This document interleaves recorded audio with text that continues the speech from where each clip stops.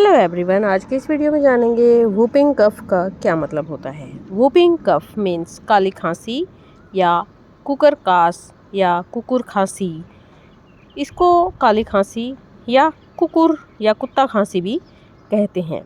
It is a highly contagious respiratory tract infection. It is pertussis in medical terms. Pertussis is whooping cough because of whooping sound that people can make when gasping for air after fit of coughing.